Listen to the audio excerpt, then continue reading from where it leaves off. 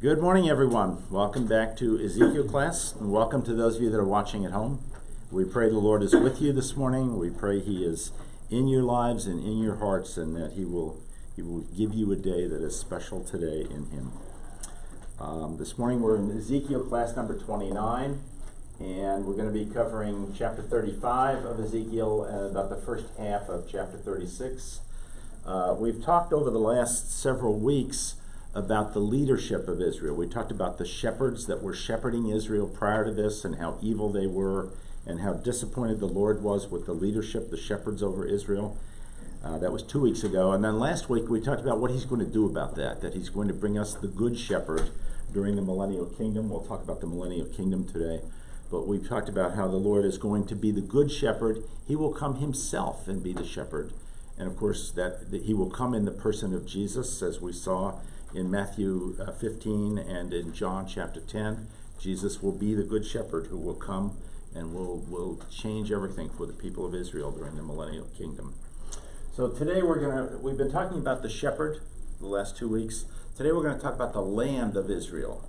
Not the people today, but about the land of Israel. We're also going to talk about the land of Edom, which is Israel's enemies in that part of the world, Israel's oldest enemy in that part of the world. So I want to talk about that today. We're also going to talk about how, at the point, by the way, where we are in the history here, we're in 585 BC. And we're at the point where Jerusalem has just fallen, and all of the sin that Israel has done over such a long period of time has just been avenged by God. And the Jews are all not in the land anymore. They're either dead, the ones that were in the land are dead, or they're gone. They're in Babylon. There are basically no Jews left in Israel at this point in time. So we're going to talk about that piece of it. And we're going to talk about during that period, after the Jews left Israel, the Lord Himself is going to tell us that He was still there in the land. He was still in Israel during this period. And He was not about to let other people take over His land during that period. So we'll study that piece as well today.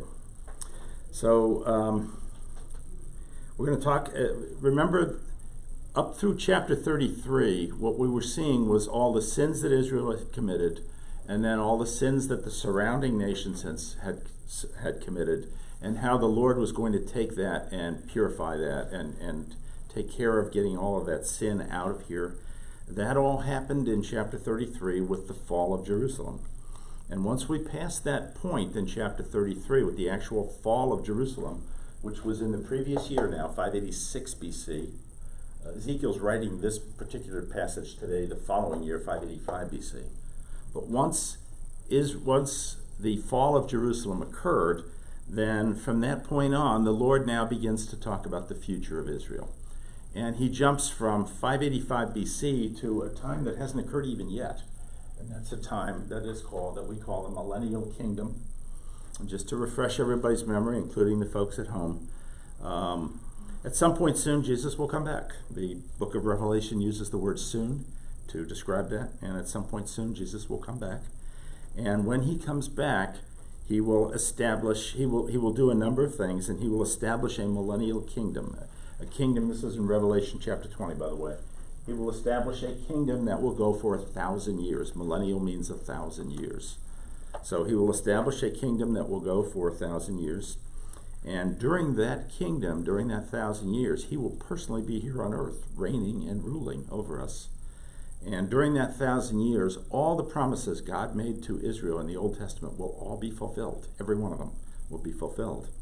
So we're going to look now at what's going to happen during that period. So we're now jumping from 585 BC, Jerusalem has just fallen, to a time yet in the future, even today, a time in the future when the millennial kingdom will be going on and when Jesus will be ruling here on earth, and things will be very, very special for Israel during that period of time. So let me start with chapter 35 of Ezekiel. If you're watching at home, please open your Bibles to chapter 35 of Ezekiel. We're going to do verses 1 through 6 first. We're going to talk about that. The word of the Lord came to me. The me would be Ezekiel.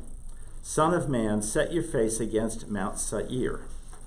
Prophesy against it and say, this is what the sovereign Lord says. I am against you, Mount Seir, and I will stretch out my hand against you and make you a desolate waste. I will turn your towns into ruins, and you will be desolate. Then you will know that I am the Lord. Because you harbored an ancient hostility and delivered the Israelites over to the sword at the time of their calamity, the time their punishment reached its climax. Therefore, as surely as I live, declares the sovereign Lord, I will give you over to bloodshed, and it will pursue you. Since you did not hate bloodshed, bloodshed will pursue you.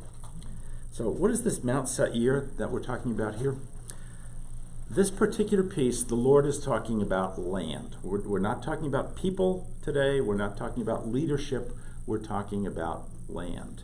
And Mount Seir is the most prominent feature of a piece of land in the Middle East. And that piece of land is called Edom, up here. Edom is in southwestern Jordan. It's not far from the Gulf of Aqaba. It goes over the it's mostly in Jordan, although part of it goes over into modern day Saudi Arabia today. And it is where the city of Petra is located, by the way. The Edomites were the ones who built the city of Petra, we believe. We're not absolutely sure, but we believe. So Edom is an area that's not far from Israel. It's not far from current day Israel. And Mount Seir is the primary feature, the primary geographical feature of Edom. So we're going to be talking today about Edom. And the story of Edom is an interesting one. It goes all the way back to the story of Jacob and Esau. And let me kind of take you through the story. And we're going to start back in Genesis 15. In Genesis 15, Abraham had been really establishing himself with God as a man of righteousness. And the Lord put Abraham asleep in Genesis 15. And then he cut open pieces of meat and put them on sides of him, or of a path. And then he opened pots of flames on the sides of that path. And the Lord walked through that, which was a way of, in ancient days, it was a way of setting a covenant. This was a covenant between the Lord and Abraham, but Abraham really didn't have any part in it. Normally when we think about a covenant, it's two people that say, we're going to agree to do this. I'll do this and you'll do that. That's typically a covenant. That's not how this covenant worked. This was totally on the Lord. The Lord said, I'm going to give you all this stuff. And it's because you have been righteous to me in the past. And I will bless it to your children as well. It will go all the way down through your children. And let's start with that passage. It's going to be in Genesis chapter 15. Let me go find that for a second here.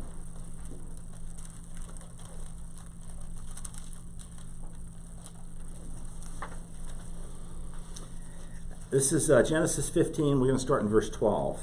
As the sun was setting, Abram fell into a deep sleep, and a thick and dreadful darkness came over him.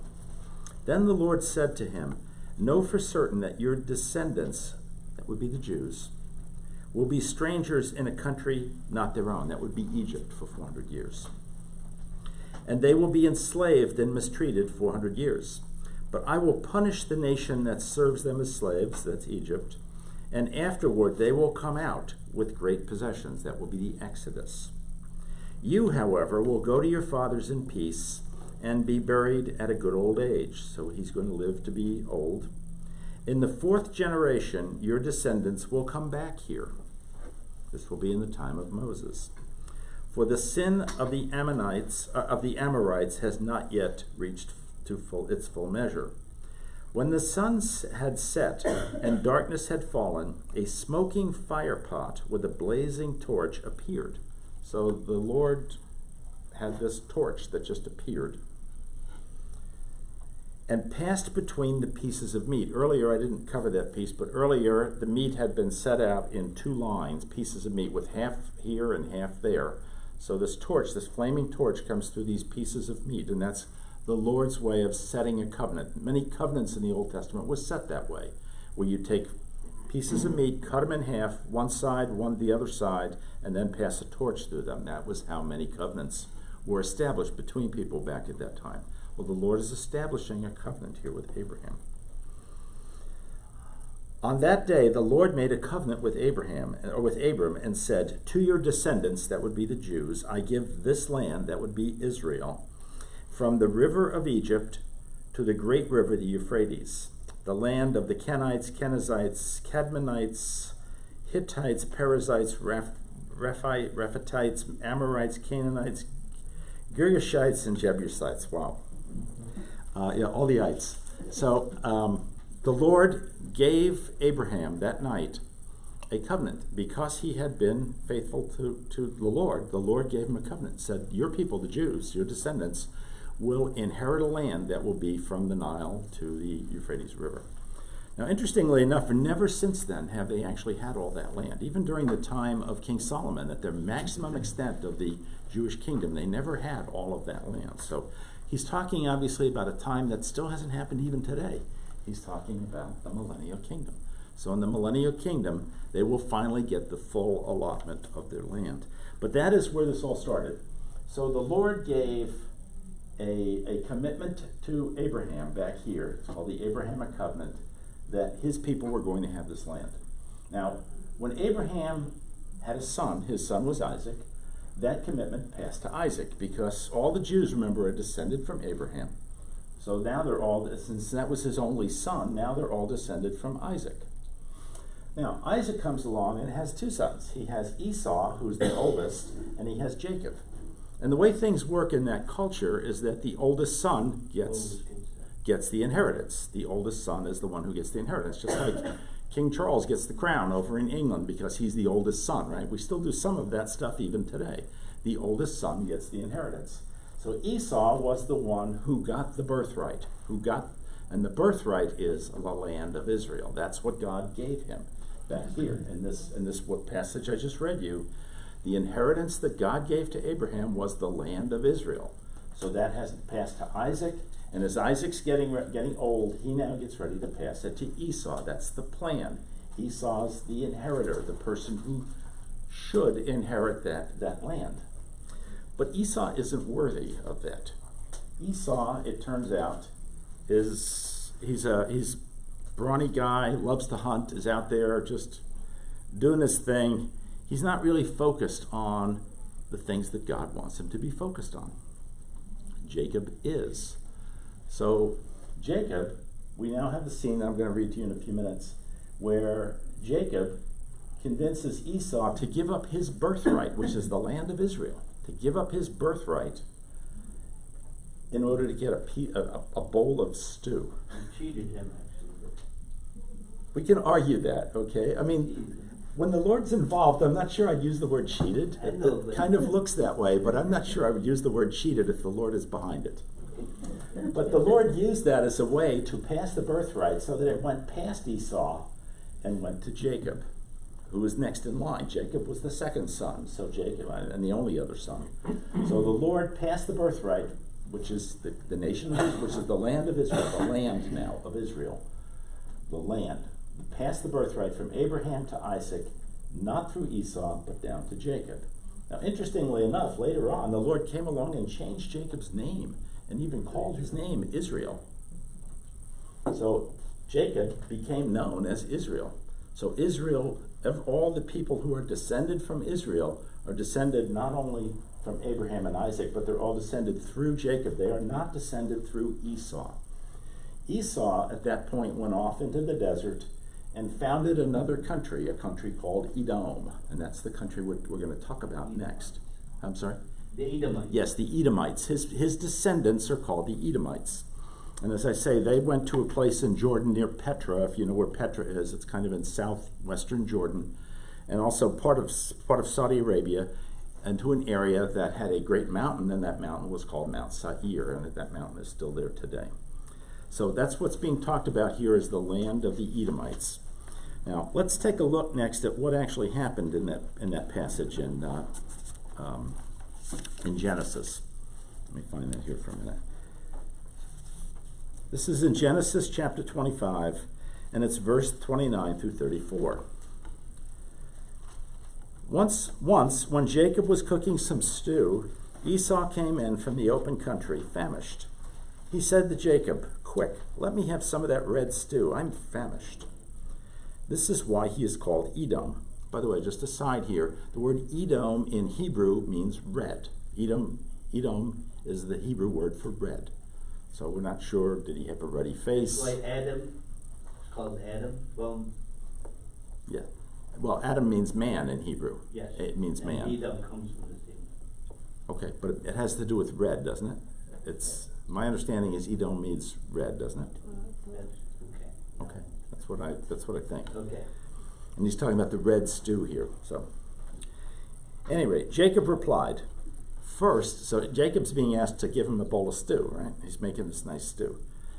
Jacob says, first, give me your birthright. Give me Israel, right? Give me Israel, the land of Israel, and I'll give you a bowl of stew. Look, I am about to die, Esau said. He's not really going to die. He's a big, strong guy who's just been out hunting all morning, right? He's not about to die. He's just hungry.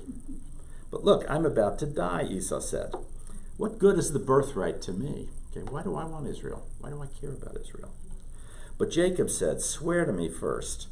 So he swore an oath to him, selling his birthright to Jacob. So he sold his birthright, his right to Israel, to the land of Israel, to Jacob for a bowl of stew. Then Jacob gave Esau some bread and some lentil stew. He ate, he would be Esau. He ate and drank and then got up and left. So Esau despised his birthright. So we can argue that he was suckered into this or whatever, but, the Lord does things for a reason. And the reason the Lord did this is Esau, although he was the proper inheritor for the land of Israel, was not the one that the Lord was going to give it to, because Esau had not lived a life that the Lord wanted him to live. So the Lord passed it to the second son, Jacob, who was doing that, yeah. I think the main point is it is not the inheritance because it's God's decision to bypass, because he bypassed Ishmael before that. Correct, yes. Okay, so it's not really because he deserved it because he inherited it. It is God's desire to whom he would give that inheritance. I agree. It's God's in control of this thing, right? Yeah. He is making the decision, and he has decided that the person he wants to lead his people from there on in is not Esau, it is Jacob, even though Esau technically is the one who should be getting it. That's my point. Okay, so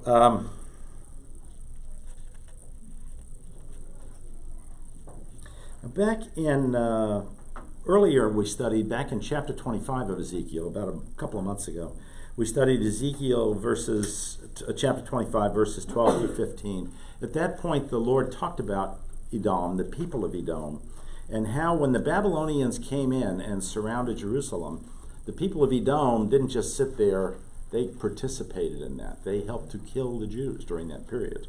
So the people of Edom participated with that. So here we have Israel's oldest enemy, which would be Esau, or Jacob's oldest enemy, Israel. Jacob and Israel are the same thing. Remember, Jacob was named Israel. So his oldest enemy is his people are actually participating in the killing of Jews and assisting the Babylonians in destroying Jerusalem. So the Lord said way back in chapter 25, which we read a number of months ago, that he was going to punish the Edomites for doing that. Now, today, we're going to talk about something different. The Lord is not only going to punish the Edomites, he's also going to punish their land. The reason we know he's going to punish their land is the mention of Mount Seir. Mount Seir is the centerpiece of their land. So this says that this is not about the people this time. What we're reading today is about the land of Edom. The Lord is going to punish the land. Now, let me move on to verses 7 through 15. We're going to find out what the Lord's going to do to the land of Edom. Excuse me. That would be, again, Mount Seir is the land of Edom that we're talking about. I will make Mount Seir a desolate waste and cut off from it all who come and go. I will fill your mountains with the slain. Those killed by the sword will fall on your hills and in your valleys and in your ravines. I will make you desolate forever. Your towns will not be inhabited. Then you will know that I am the Lord. Because you have said, these two nations and countries will be ours. These two nations, by the way, would be Israel, the northern kingdom, and Judah, the southern kingdom. By the way, these guys didn't like the northern kingdom either when it was around. Because you have said, these two nations and countries will be ours, and we will take possession of them, even though I, the Lord, was there. Therefore, as surely as I live, declares the sovereign Lord, I will treat you in accordance with the anger and jealousy you showed in your... Excuse me. Welcome to allergy season. I love when the trees come out in the spring. I will treat you in accordance with the anger and jealousy you showed in your hatred of them, and I will make myself known among them as I judge you. Then you will know that I, the Lord, have heard all the contemptible things you have said against the mountains of Israel. So the Lord is talking about the mountains of Edom today, the land of Edom, and how it was opposed to the land of Israel. You said, they have been laid waste and have been given over to us to devour. You boasted against me. This is the Lord speaking, right? You boasted against me and spoke against me without restraint, and I heard it.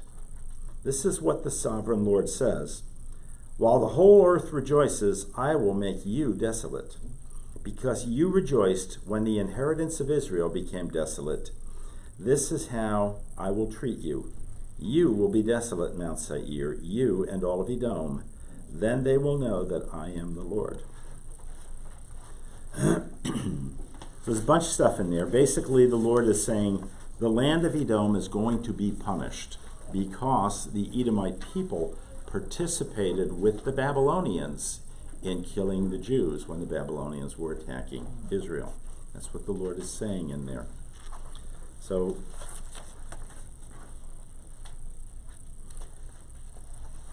now, some of this happened at that time. The Babylonians at that time took over Edom along with everything else around there and killed a bunch of people. So some of this happened at the time. But most of this, remember, is about the time that is yet to come, the millennial kingdom. And at the time Jesus comes and ends the Antichrist's reign on earth, Edom is going to be severely punished at that time. The land itself will be severely punished. Many of the people will die, and the land itself will be forsaken during that period. He's telling the land of Israel that because of the sins of the people of Israel, he's let the land be temporarily occupied by Israel's enemies. So temporarily, while the Jews were gone for the 70-year period, other people were going to come into Israel. But we're going to find out, as we get into the next chapter, that all the people were gone, all the Jews were gone, but the Lord himself never left Israel during that period.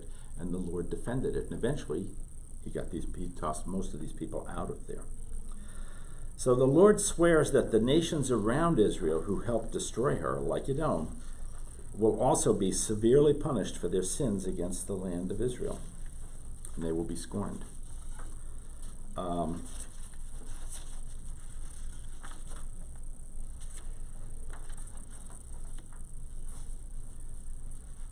Now, next the Lord is going to go on to chapter 36, and we're going to look at chapter 36 next, and the Lord is now going to talk about the land of Israel.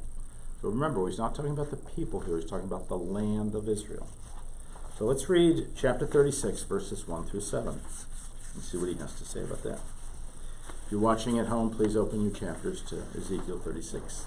Son of man, that would be Ezekiel, prophecy to the mountains of Israel. So prophecy to the land of Israel, not the people. And say, mountains of Israel, hear the word of the Lord. This is what the sovereign Lord says. The enemy said of you, aha, the ancient heights have become our possession. Therefore prophesy and say, this is what the sovereign Lord says. Because they ravaged and crushed you from every side, so that you became the possession of the rest of the nations, and the object of the people's malicious talk and slander. Therefore, mountains of Israel, hear the word of the sovereign Lord. So remember, the Lord is talking to the land here, not the people. He's talking to the land of Israel.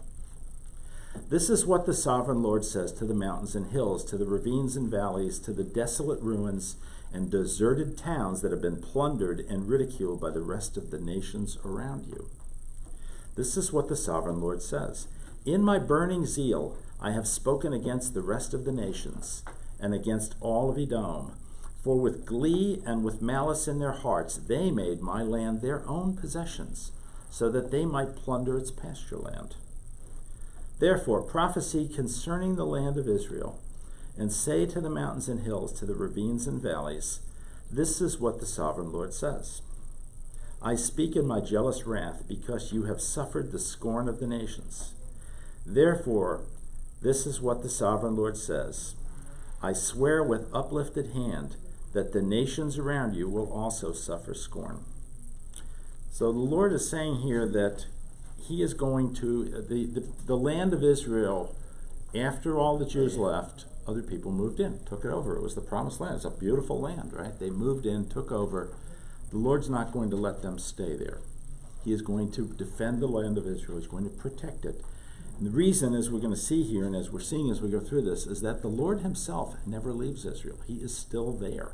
Even though the people left during that period, the Lord was still there.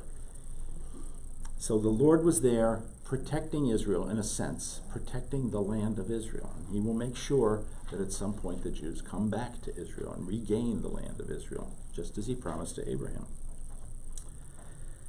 But you, mountains of Israel, will produce branches and fruit for my people Israel, for they will soon come home. So there's the word soon. The Jews will soon come home. Now they did come home 70 years later, but the word soon we also see in the book of Revelations, that things which are coming soon. So they will come home for real the final time during the millennial kingdom. During the millennial kingdom, every Jew in the world who is alive will come back to Israel during that period. We talked about that a couple of weeks ago. Every single Jew in the world will come back to Israel during that period, and they will all be located in Israel at that time. So let me move on to some things here.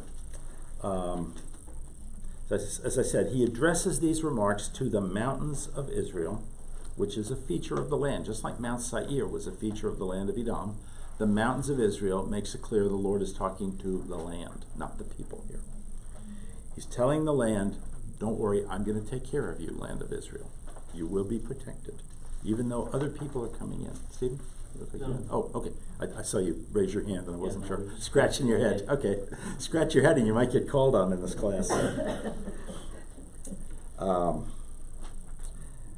So he's telling the land of Israel that because of their sins, the sins of the people who were there, he will let the land be temporarily occupied by Israel's enemies. But that won't last forever. His people are now in Babylon. They are under leaders like Daniel, for example, and Ezekiel, who are going to make a change with the people. The people, most of that generation will pass away. Over 70 years, you can imagine, most of that generation will pass away.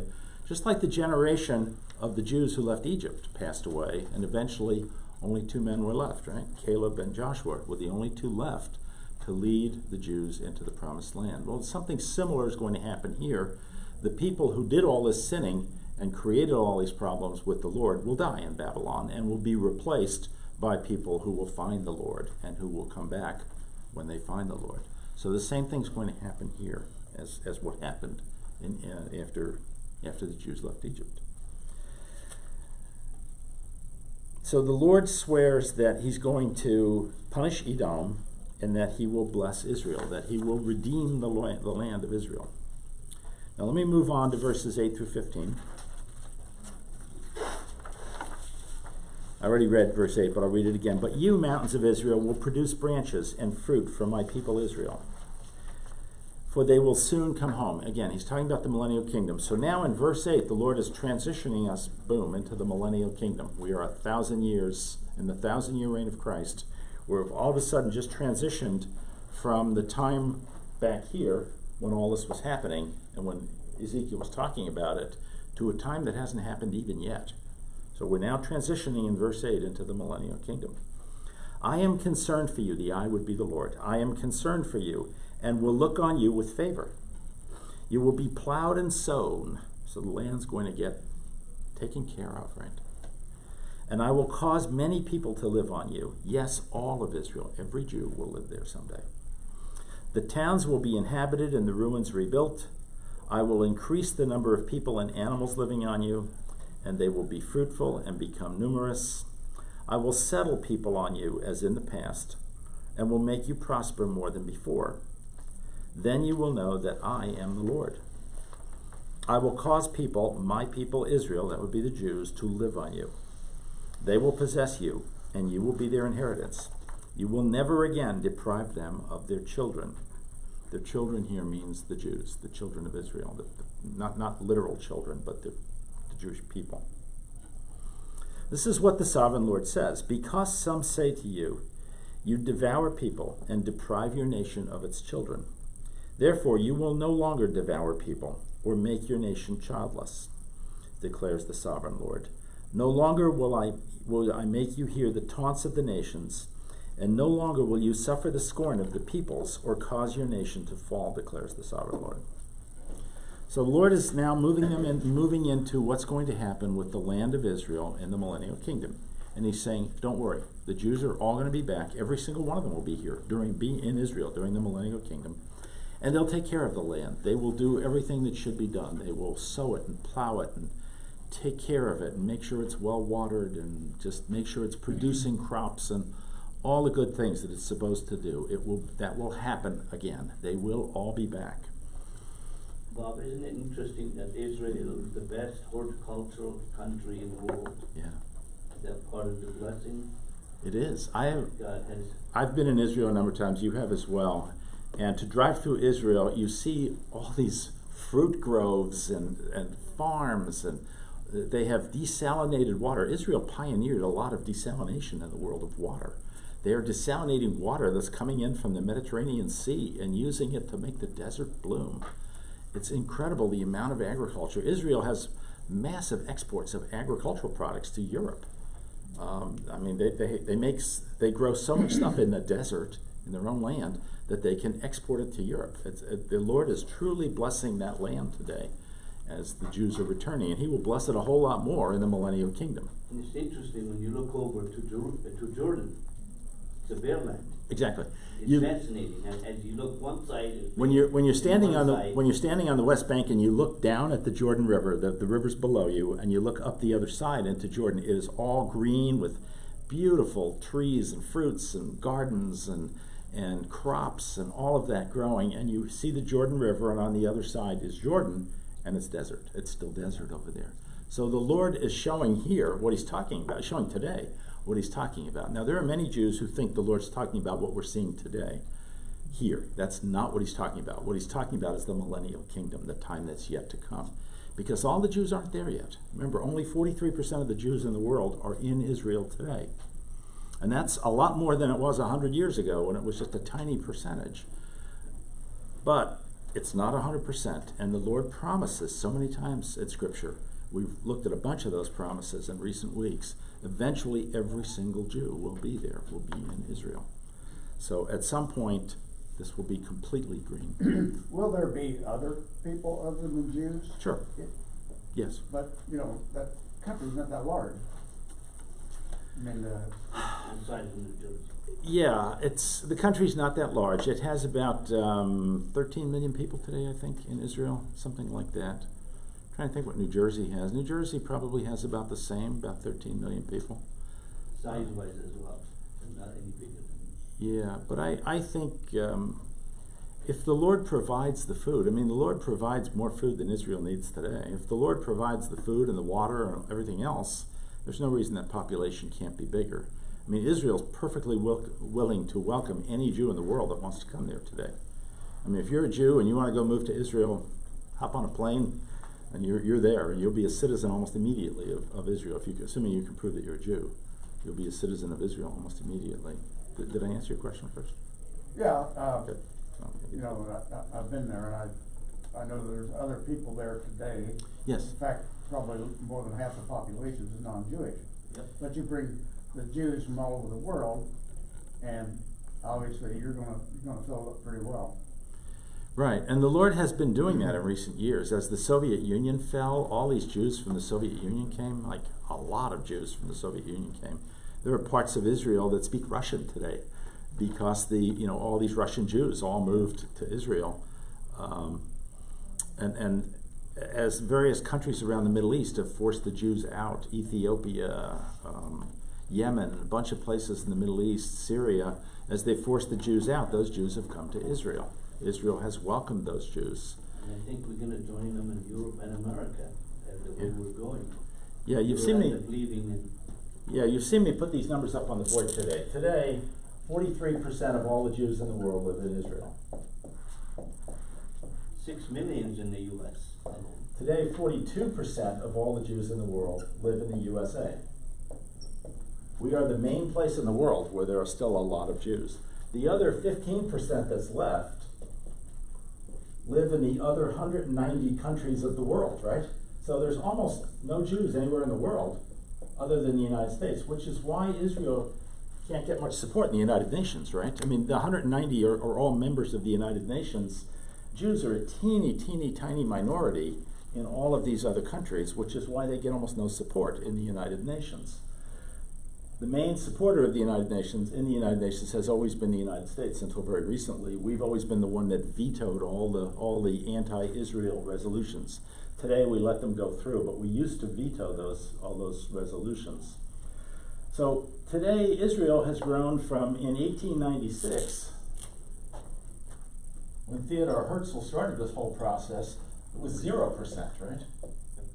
Well, there were some Jews. Okay, I'm sorry. Yes, I don't mean to say it was absolutely zero, but it was essentially zero. There were essentially no Jews in Israel when Theodore Herzl started this whole process in 1896 of bringing the Jews back. So from 1896 until 2024, we've gone from essentially 0% of the Jews in the world living in Israel to 43% of the Jews living in Israel. And many of the countries around the world have already lost all their Jews. And countries, as you look at the other countries that are very far down the list, like France is third, for example, and Canada's fourth, both of those countries have leaderships that aren't as friendly to the Jews as we are here. And many Jews are leaving France. There have been riots in France against the Jews, just like what we're seeing on our college campuses. Many Jews are leaving those countries because their governments aren't really supporting them. So that number is dropping. This number is continuing to drop. This number really has been pretty stable so far. The number of Jews, there aren't a lot of Jews that have said, I need to get out of the United States because pretty soon they're going to be persecuting me. I think we can all look in college campuses and saying it might be sooner than we might have thought that that's going to happen. But, you know, at this point, most of the Jews are staying put in the United States. At some point, pretty soon, I think that might start to change. I think, you know, we have political leadership here that maybe isn't as committed to Israel as some of the political leaderships that we've had over a long period of time. So that is changing. So yeah, I'm sorry, I didn't answer your question. When we get to the Euphrates, though, there'll be more land, right? How much more land do you think? Well, if you look right now, they don't have all the land. They don't have anywhere near that amount of land. So He said it's the size of New Jersey today. I don't know how much it would be to go all the way from the Nile River of Egypt to the Euphrates River. You include Egypt and you include Iraq and you include Syria. Yeah. And part of Turkey. Right, yeah. There'll be plenty of room for everybody. Right, that's right. It will be a way bigger country than it is today. Thank you for pointing that out. I didn't even think about that part, but yeah, thank you for pointing that out. Once they have all the land God promised, which they will in the Millennial Kingdom, they'll be able to support a much larger population than they do today. I guess that's part of the answer to the question you were asking. So yeah, thank you for pointing that out. I hadn't thought about that. Other questions before we move on? Not a question, but what we hear right now from the river to the sea, from the Jordan River to the sea, that means eradication. Yes. Of the Jews. Right. What counter what God is saying. This is counter what He says. I think it's interesting. Those of you that watched carefully and have studied carefully what happened a few weeks ago when Iran attacked with hundreds of missiles. I mean, this is absolutely unprecedented. Missiles are incredibly destructive. And to launch, there were 320 missiles that we know came out of Iran, that actually came out of the airspace of Iran. Rumor is that there might have been another 150 or so that just self-destructed in Iran. They blew up on the launching pads. They took off and came down and killed Iranians. I mean, the rumor is that we don't have facts to prove all this, but the rumor is that there might have been as many as another 150 missiles that didn't even get out of the land of Iran. That just somehow God destroyed there. And certainly we don't want to make light of the fact that Israel has a great defense system, and the United States helped, and all the other countries around there helped. Even Saudi Arabia and Jordan helped. But the fact is, if they can launch that much destructive power, incredible amount of destructive power at Israel, and nobody dies in Israel, maybe the Lord had something to do with that, right? I mean, I sure think he probably did. I'm sure people might argue that, no, it was our defense system that did it. But I think if that much destructive power was launched at Israel, almost 500 missiles with massive warheads on them, some of them, I mean, they said how many 100 tons of explosives came over the air. I think the Lord had some piece of that, and I think the Lord defended his land. Just like he's saying here, he's going to defend his land. And I doubt Iran's going to try that again. Maybe someday they might try it with nuclear missiles, but I suspect the same thing will happen. So the Lord is not going to let his land be destroyed, and he's not going to let his people be destroyed. Anyway, enough of my editorial comment. Moving on. So we're talking now about how wonderful it's going to be in the millennial kingdom in Israel. We're into that, and we're going to be seeing that over the next couple chapters of Ezekiel, just how wonderful it's going to be. And I want to show you some other places, besides what I just read you. I want to show you some places that come out of Isaiah that talk about the same thing. Let's look at Isaiah 65, verses 17 through 24. This is talking about exactly the same thing we just talked about. Behold, I will create new heavens and a new earth. The former things will not be remembered, nor will they come to mind. But be glad and rejoice forever in what I will create. For I will create Jerusalem to be a delight and its people to be a joy. I will rejoice over Jerusalem and take delight in my people. The sound of weeping and of crying will be heard in it no more. No more crying in Jerusalem. Never again will there be in it an infant who lives but a few days, or an old man who does not live out his years. He who dies at 100 will be thought a mere youth. I'm going to come back to that phrase, a couple of phrases in a minute. Amen. He who fails to reach 100 will be thought to be accursed. Actually, let me do it right now. What the Lord is saying here is that during the millennial kingdom, and those of you that were in my Revelation class, remember we spent a lot of time on this passage. During the millennial kingdom, up until you're 100 years, but there will be people born during the millennial kingdom. There will be people with natural bodies that will still be bearing children. And remember, nobody's going to die. The Lord just said babies won't die in infancy. Nobody's going to die for the first 100 years of their life. There'll be nothing that can kill you for the first 100 years of your life. People will be born. If you wonder where the population is going to come from to fill these things, people are going to be born and they won't die, right, for the first 100 years.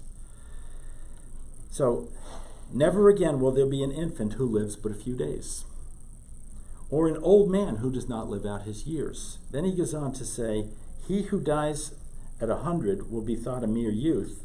He who fails to reach 100 will be thought to be accursed. So what that's saying is a magic thing's going to happen at your 100th birthday during the millennial kingdom.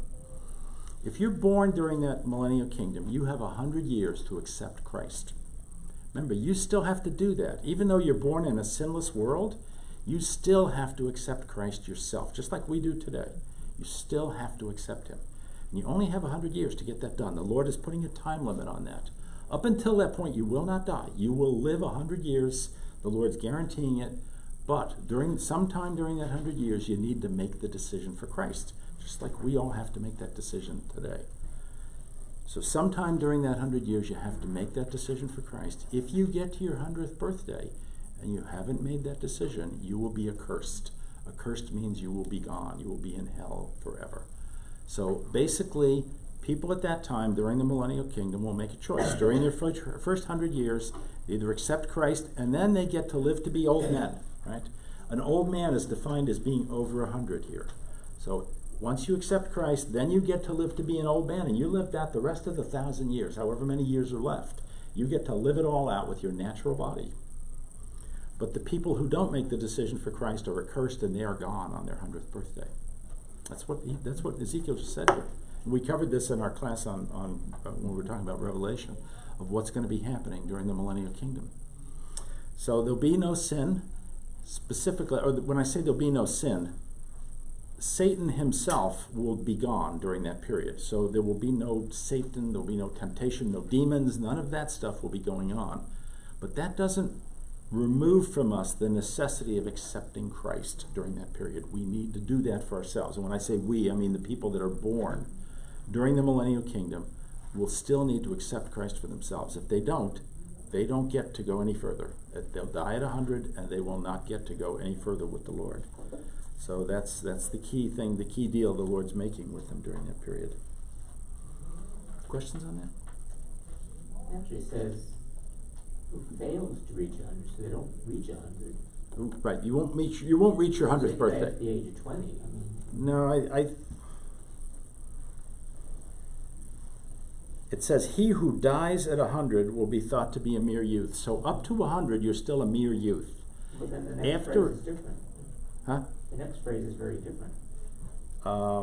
Different set of problems. He who fails to reach 100 will be thought to be accursed. So it's anything less than 100.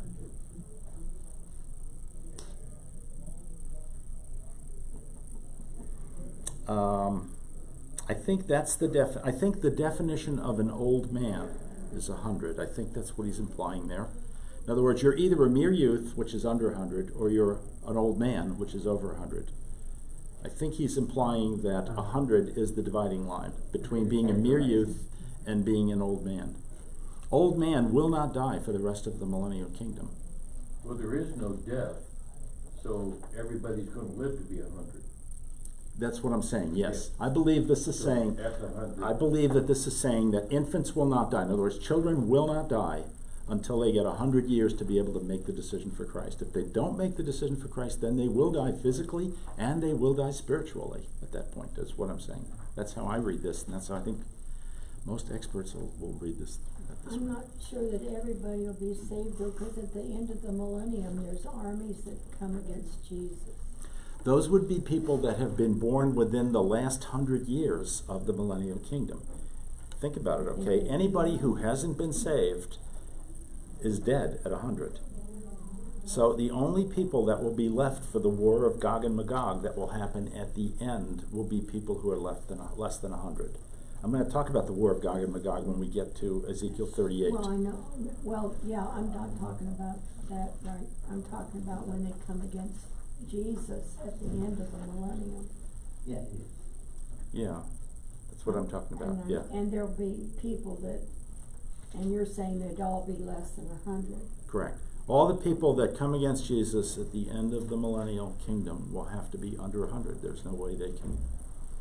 Old men are going to live. Old men live. Live means not only physically but spiritually. Old men live. People who are over 100 live, which means they're with God forever. They're with Christ forever.